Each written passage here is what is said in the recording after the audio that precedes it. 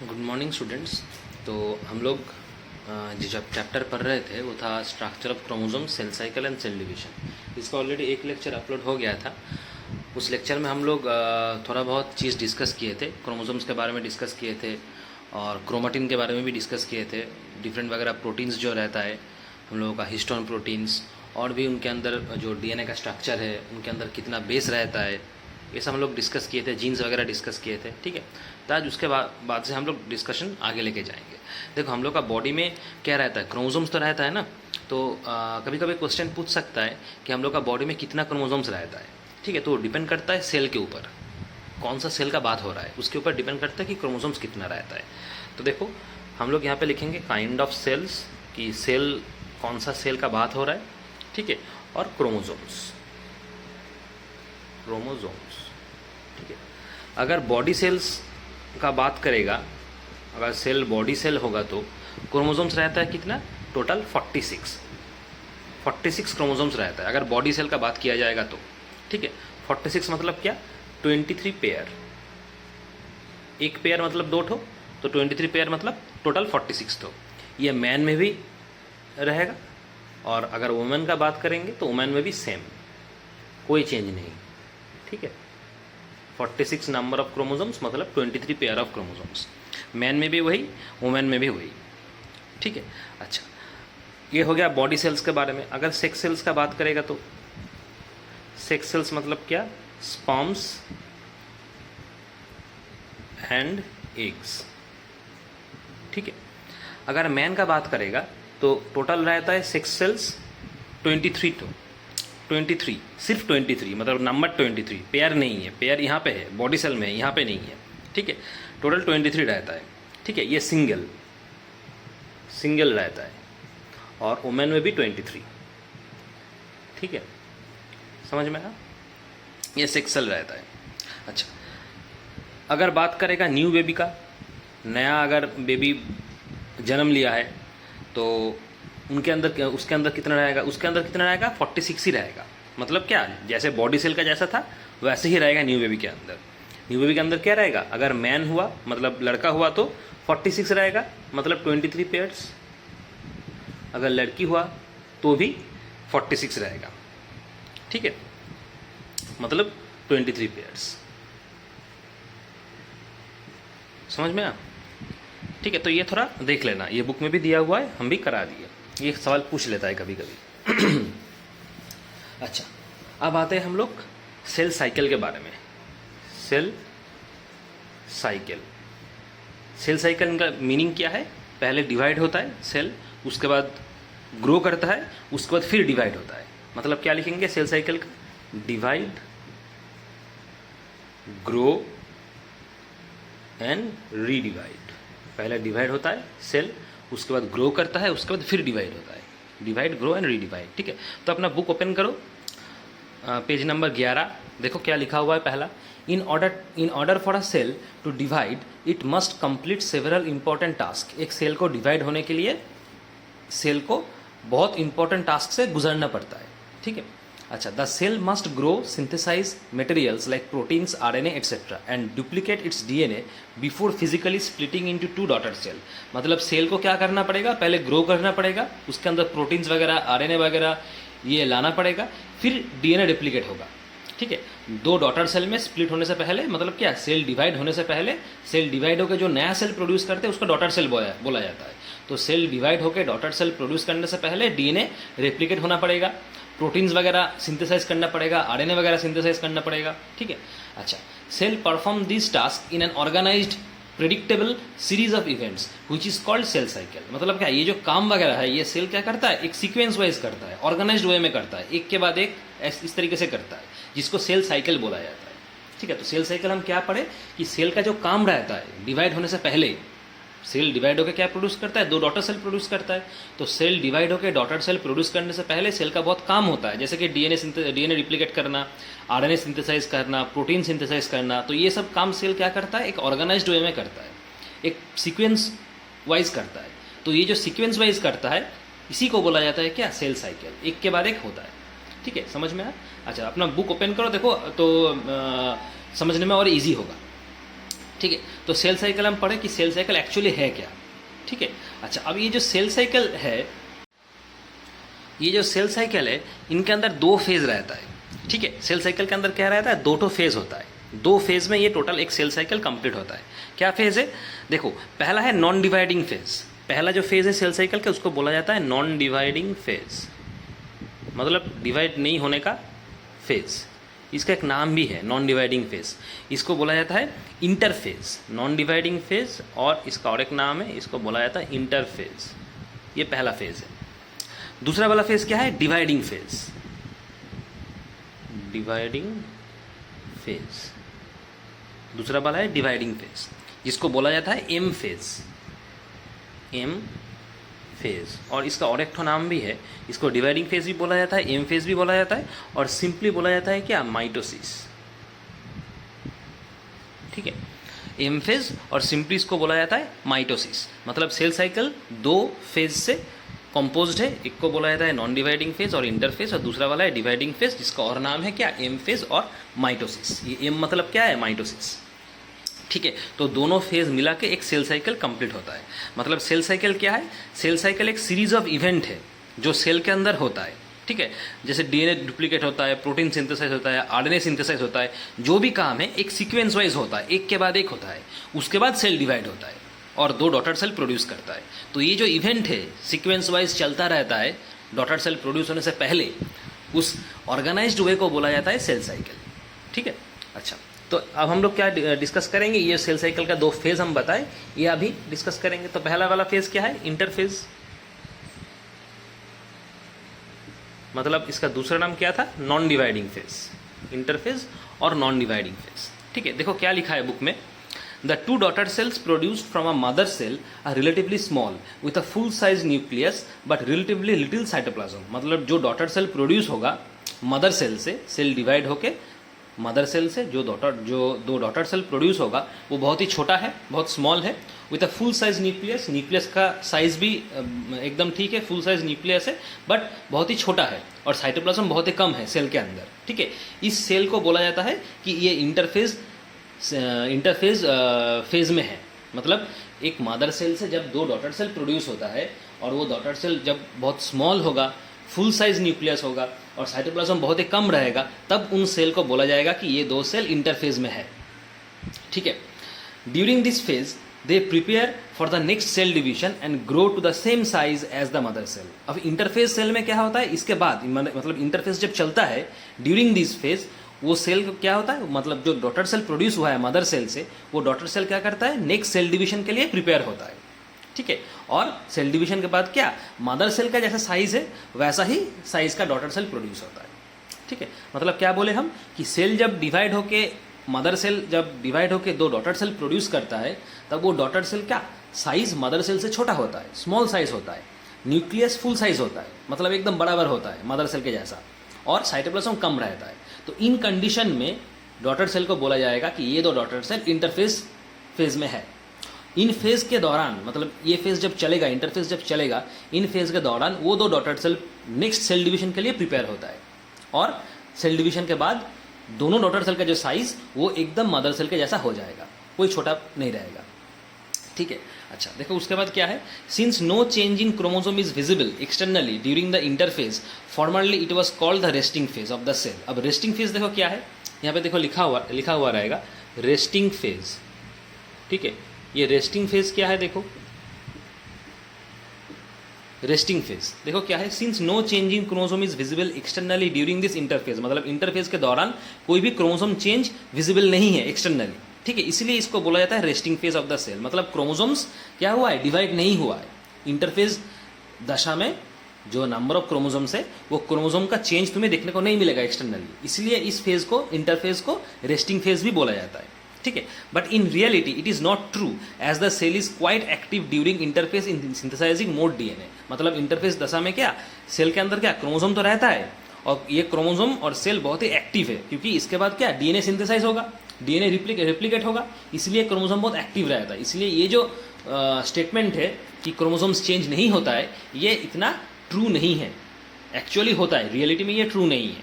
ठीक है, अच्छा इंटरफेज में देखो 3 ठो और फेज रहता है, तीनों और फेज रहता है इंटरफेज में, ठीक है। पहले को बोला जाता है first growth phase, first growth phase, इसका रिप्रेजेंट होता है ये G1, first growth phase. Second phase है तुम्हारा सिंथेसाइज फेज, सेकेंड फेज का नाम है सिंथेसाइज फेज, इसको एस बोला जाता है। और थर्ड वाला जो फेज है उसका नाम है सेकेंड ग्रोथ फेज, जिसको बोला जाता है G2। ये तीनों मिला के होता है तुम्हारा क्या, इंटरफेज। मतलब इंटरफेज के अंदर तीनों फेजेस रहता है। पहला है फर्स्ट ग्रोथ फेज G1, उसके बाद सिंथेसाइज फेज S, उसके बाद सेकंड ग्रोथ फेज मतलब G2। ये तीनों मिला के होता है इंटरफेज, ठीक है। अच्छा, तो पहला देखो फर्स्ट ग्रोथ फेज क्या है, लिखा हुआ है देखो बुक में। फर्स्ट ग्रोथ फेज क्या है, RNA and proteins are synthesised and the volume of cytoplasm increases. इन फेज में क्या होता है, फर्स्ट ग्रोथ फेज में क्या होता है, क्रोमोसोम्स के अंदर RNA और प्रोटीन सिंथेसाइज होता है और साइटोप्लाज्म का वॉल्यूम इंक्रीज होता है, ठीक है। देखो RNA and proteins synthesise and the volume of cytoplasm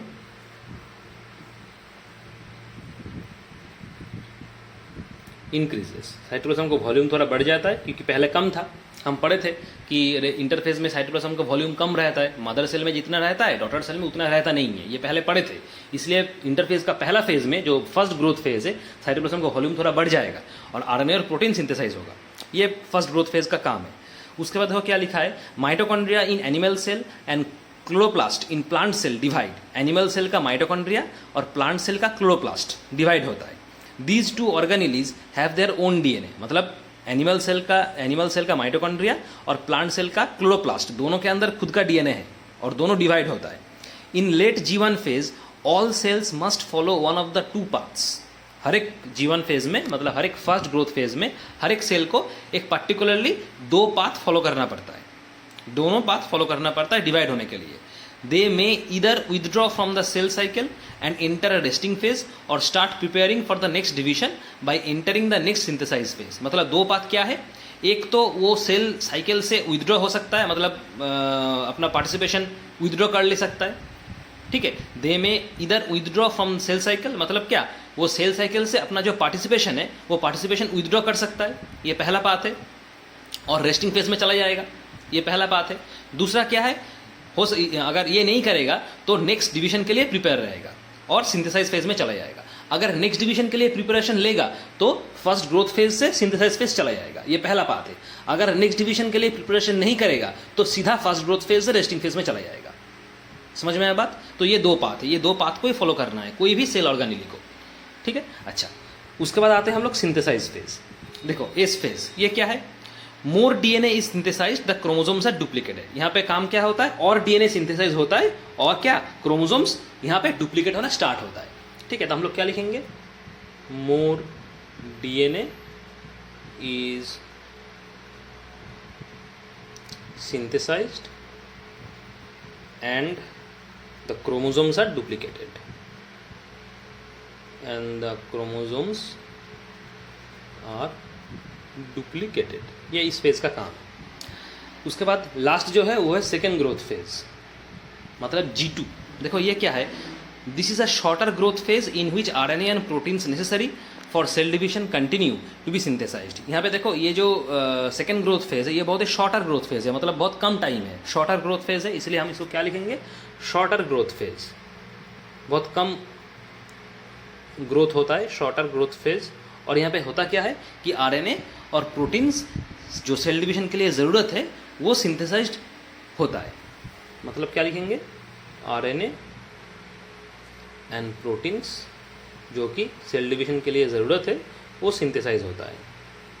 RNA and protein synthesise, देखो ये RNA और प्रोटीन तो पहला फेज जो G1 उसमें भी सिंथेसाइज हो रहा था ना, तो यही कंटिन्यू होगा सेकेंड ग्रोथ फेज में, ठीक है। अच्छा, उसके बाद देखो, now the cell is ready to undergo cell division and enter the dividing phase of the cell cycle. मतलब क्या, इसके बाद क्या, ये सेकंड ग्रोथ फेज तुम्हारा लास्ट है, इंटरफेज जो फेज चल रहा है वो सेकंड ग्रोथ फेज उसका लास्ट फेज है। इसके बाद क्या, सेल अब रेडी है सेल डिवीजन के लिए और वो क्या, इंटरफेज से डिवाइडिंग फेज में चला जाएगा। क्योंकि हम लोग पढ़े थे कि सेल साइकिल का 2 फेज रहता है, एक को बोला जाता है इंटरफेज जो कि नॉन डिवाइडिंग फेज था, और दूसरा वाला था डिवाइडिंग फेज जिसको एम फेज भी बोला जाता है और माइटोसिस भी बोला जाता है। तो यहाँ तक तुम्हारा हो गया इंटरफेज का लास्ट फेज जो सेकेंड ग्रोथ फेज है, ये बहुत ही शॉर्टर है, बहुत शॉर्ट टाइम के लिए होगा, ठीक है। अब सेकेंड ग्रोथ फेज में जब सेल आ जाएगा, अब ये रेडी है, यहाँ जब सेल यहाँ पे आ जाएगा, सेकेंड ग्रोथ फेज में आ जाएगा, अब यहाँ पे सेल क्या है, रेडी है सेल डिवीजन के लिए, और वो एकदम इंटरफेज से या नॉन डिवाइडिंग फेज से एम फेज में मतलब डिवाइडिंग फेज में एंटर करेगा, क्योंकि वहाँ से सेल डिवीजन होगा, ठीक है।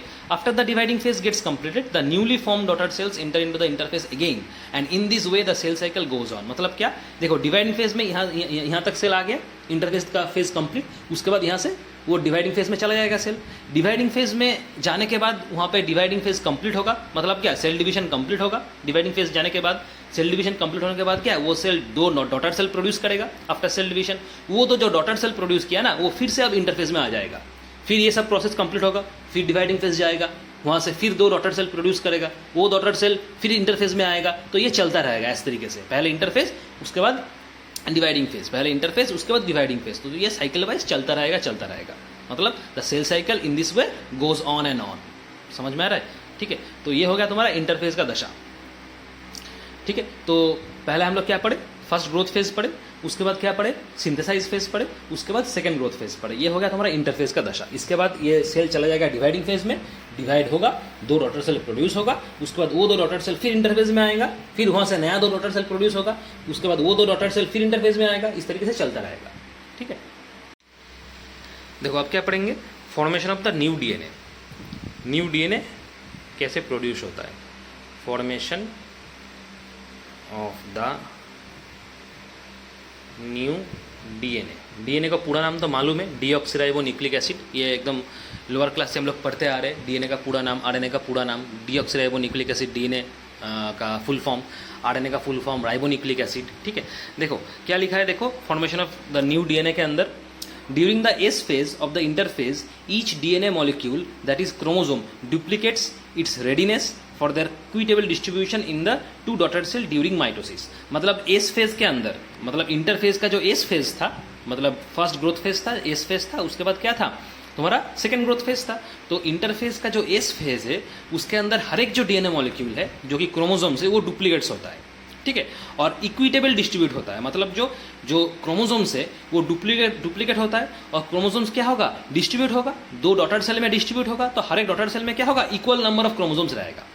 और एक बार रिपीट करते हैं हम, ये जो नया डीएनए प्रोड्यूस होगा ये एस फेज में प्रोड्यूस होता है। मतलब इंटरफेज का जो एस फेज है, उस एस फेज में क्या होता है, हर एक जो डीएनए मॉलिक्यूल है मतलब क्रोमोसोम से, वो डुप्लीकेट होता है, ठीक है।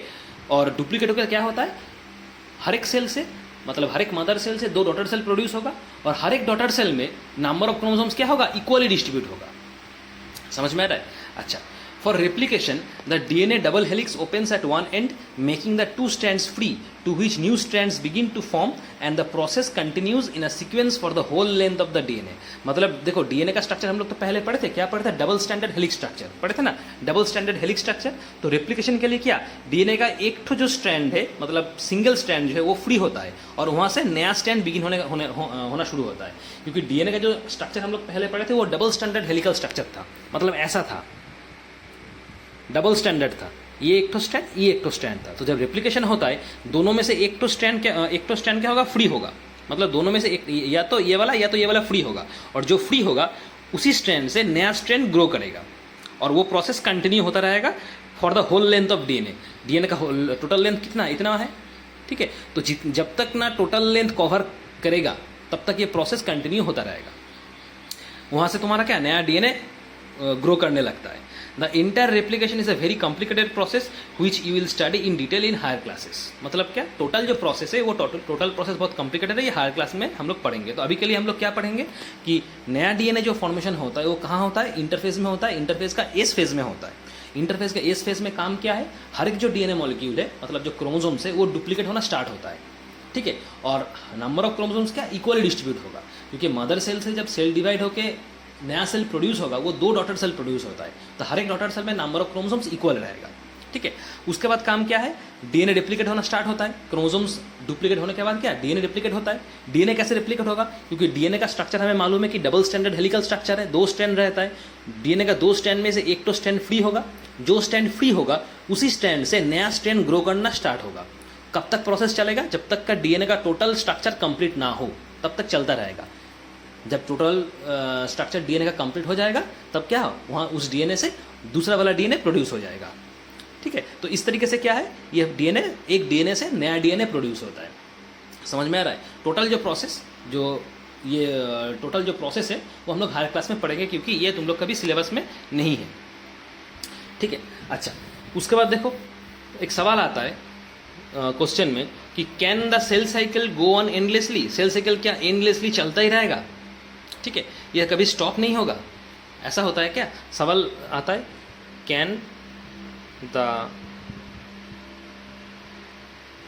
Cell cycle go on endlessly. Cell cycle क्या चलता ही रहेगा, मतलब एंडलेस होगा।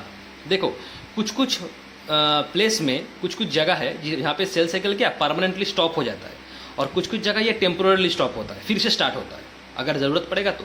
मतलब क्या सेल साइकिल वो डिपेंड करता है कैसा सेल साइकिल हो रहा है, ये टेम्पोररली भी हो सकता है, परमानेंटली भी हो सकता है। ठीक है, अगर परमानेंटली है, परमानेंटली स्टॉप हो जाएगा तो वहाँ टोटल स्टॉप, वो एंड हो जाएगा वहाँ पे सेल साइकिल। अगर परमानेंटली स्टॉप नहीं है, टेम्पोररली अगर रुकेगा, ठीक है, तो उसके बाद अगर कहीं पे ज़रूरत पड़ेगा तो फिर से वो शुरू हो सकता है। तो ये डिपेंड करता है कैसा सेल है उसके ऊपर। ठीक है, मतलब ये सेल साइकिल क्या टेम्पोररली भी स्टॉप हो सकता है और परमानेंटली भी स्टॉप हो सकता है, ये डिपेंड करता है कैसा सेल है इसके ऊपर। समझ में आ रहा है। अच्छा, जैसे कि देखो हम लोग सेल, हम लोग का बॉडी के अंदर तो बहुत सेल रहता है ना, जैसे ब्रेन में सेल है, उसके बाद स्किन में हम लोग का सेल है, उसके बाद लिवर में सेल है, बहुत सारा सेल्स रहता है। ठीक है, ब्रेन में बेसिकली क्या रहता है, नर्व सेल रहता है। ठीक है, तो ब्रेन और नर्व सेल अगर एक बार फॉर्म हो गया, ठीक है, वो डिवाइड नहीं होता है। अगर आदमी मर जाएगा या सेल मर जाएगा, उसके बाद वो रिप्लेस भी नहीं होता है। मतलब एक बार फॉर्मेशन हो गया तो हो गया, उसके बाद वो डिवाइड नहीं होगा। मतलब क्या ब्रेन और नर्व सेल में जो सेल साइकिल है वो परमानेंटली स्टॉप है। समझ में आ रहा है। अच्छा, लिवर का जो सेल है, लिवर का सेल डिवाइड हो सकता है वंस एवरी 1 to 2 years, मतलब एक या तो 1 साल में या तो 2 साल में डिवाइड होता है, क्योंकि 1 साल और 2 साल के अंदर लिवर का जो सेल है वो डैमेज हो जाता है और डिस्ट्रॉय हो जाता है, तो नया सेल ग्रो करना ज़रूरी है। ठीक है, इसलिए डिवाइड होता है। तो लिवर में जो सेल है वो डिवाइड होता है, वो एंडलेस, मतलब वो परमानेंटली स्टॉप नहीं होगा, वो टेम्पोररली होता है। आफ्टर अ सर्टेन टाइम वो फिर से डिवाइड होता है। ठीक है, तो ये डिपेंड करता है सेल के ऊपर। समझ में आ रहा है। तुम लोग का बुक में देखना दिया हुआ है कि ब्रेन सेल दिया हुआ है, लिवर सेल दिया हुआ है। देखो ब्रेन सेल में लिखा हुआ है brain and other nerve cell once formed in the embryo do not divide further, once dead they are not replaced. मतलब ब्रेन और नर्व सेल जो है एक बार फॉर्मेशन हो गया तो वो फिर से डिवाइड नहीं होता है। ठीक है, अगर सेल मर गया कि सेल डेड हो गया तो फिर वो रिप्लेस भी नहीं होता है। मतलब ये ब्रेन और नर्व सेल में जो सेल साइकिल है ये परमानेंटली स्टॉप होता है। ठीक है, उसके बाद देखो लिवर सेल दिया हुआ है, लिवर सेल्स में divide only once every 1 to 2 years to replace damage और डिस्ट्रॉयड सेल। लिवर सेल में क्या होता है, 1 साल में या 2 साल में क्या होता है, डिवाइड होता है रिप्लेस करने के लिए, क्योंकि जो सेल डैमेज हो जाता है, डिस्ट्रॉय हो जाता है, उसको रिप्लेस करने के लिए 1 साल या 2 साल में डिवाइड होता है। उसके बाद देखो surface skin cell, surface skin cell are continuously lost and replaced by the underlying cell. Surface skin मतलब क्या, हम लोग का जो स्किन है, स्किन के ऊपर जो सेल है वो कंटिन्यूसली डिवाइड होता रहता है और एक के बाद एक नया सेल मतलब प्रोड्यूस होता है।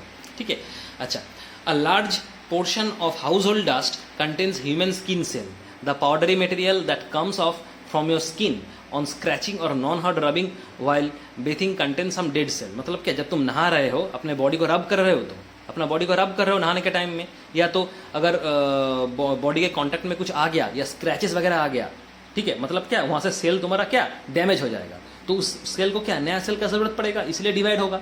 मतलब क्या, जो स्किन सरफेस स्किन है वो कंटिन्यूसली डिवाइड होता रहता है। ठीक है, अच्छा, उसके बाद देखो क्या लिखा है, ये तो एनिमल में हो गया, ह्यूमन सेल में हो गया। प्लांट सेल में देखो क्या है, in plant cell the cells at the growing point meristems divide very rapidly and produce new leaves, buds and flowers etcetera. मतलब प्लांट में क्या है, जो ग्रोइंग पॉइंट है, प्लांट का जो ग्रोइंग पॉइंट है, मतलब ग्रोइंग पॉइंट में जो सेल रहता है जिसको मेरिस्टेम्स भी बोला जाता है, वो कंटिन्यूसली डिवाइड होता है और नया लीव, नया बर्ड, नया फ्लावर प्रोड्यूस करता रहता है। मतलब यहाँ पे भी डिवाइड होगा, स्टॉप नहीं होगा परमानेंटली। अच्छा, उसके बाद देखो क्या है, specialised germinal cells in the ovary and testis in animals and in the ovary and the anthers in plants undergo the other type of cell division called meiosis to produce sex cell. इसका type अलग है, ठीक है। Uncontrolled non stop cell cycle में lead to tumour that may or may B cancerous. मतलब अगर cell uncontrollable हो गया, मतलब सेल साइकिल को अगर तुम कंट्रोल नहीं किया जाएगा, अनस्टॉपेबल और uncontrolled non stop cell cycle tumour भी क्रिएट कर सकता है जो फ्यूचर में कैंसरस हो सकता है, मतलब कैंसर में कन्वर्ट हो सकता है वो सेल, ठीक है। अच्छा, उसके बाद हम लोग पढ़ेंगे अभी सेल डिवीजन। तो सेल साइकिल हो गया, क्रोमोसोम्स हो गया, अब लास्ट जो टॉपिक है वो है सेल डिवीजन। देखो सेल डिवीजन, देखो सेल डिवीजन दो तरीके का होता है। पहला होता है माइटोसिस, दूसरा होता है मियोसिस। सेल डिवीजन होता है, पहला जो है वो है माइटोसिस, ये एक पहला टाइप है माइटोसिस, दूसरा वाला है मियोसिस।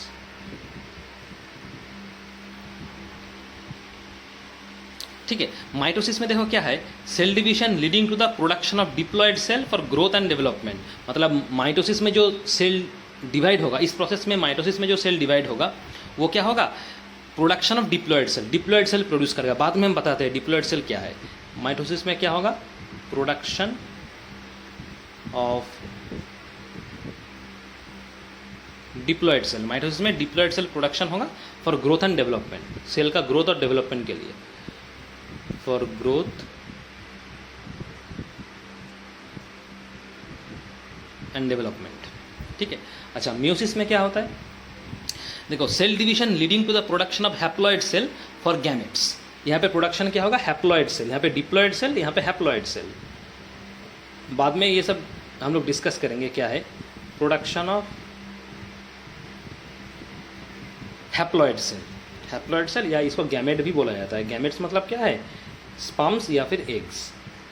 गैमेट्स मतलब या तो स्पर्म्स या तो eggs. Production of haploid cells और गैमेट्स मतलब स्पर्म्स और एग्स, ठीक है, समझ में आया। अच्छा,